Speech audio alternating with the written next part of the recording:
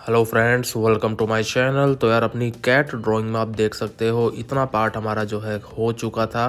अब आगे हम इसमें जो आज फाइनल टच करने वाले हैं, बाकी बचे हुए एरिया को कंप्लीट करेंगे चारकोल पेंसिल के साथ। जैसा कि आप जानते हो भाई, इसमें हमने जो भी काम किया है वो सारा काम हमने जो है इंडेंटिंग टेक्निक के साथ और चारकोल पेंसिल को चला के पेपर स्टम्प से ब्लेंड करने के साथ किया है। तो यहाँ पर भी दोस्तों आज हमारा यही काम है कि अब जो भी इसमें बचा हुआ एरिया है उन सब बचे हुए एरियो में आप लोग सीधा आप चारकोल पेंसिल को चला के इंडेंटिंग दोस्तों मैं पीछे कर चुका हूँ। तो अब मैं सीधा चारकोल पेंसिल चला के फिनिशिंग देने की कोशिश करूँगा और जो आउटकम निकल के आएगा वो आपके सामने होगा। बाकी इसकी फुल एकदम फाइनल जो एकदम फाइनल डिटेल्ड होगी वो मैं कम्युनिटी पोस्ट में दोस्तों पोस्ट कर दूंगा। उसके थ्रू भी आपको देखने में आइडिया लग जाएगा कि कैसे हमारी ये ड्राइंग जो है बनती हुई चली है।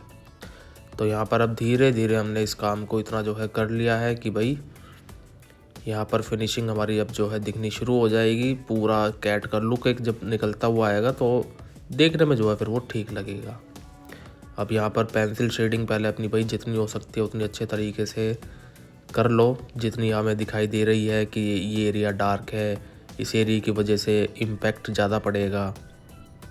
तो वो सारे काम हम यहाँ पर जो है करते हुए चलेंगे और ये सारे काम करने के साथ साथ ब्लेंडिंग का भी हमें ध्यान रखना है। नीचे डार्कनेस है बढ़िया वाली और यहाँ पर हमने इसको ऐड करना शुरू किया और अब धीरे धीरे इसमें हम आगे बढ़ते हुए चलेंगे तो हमें पता चलेगा।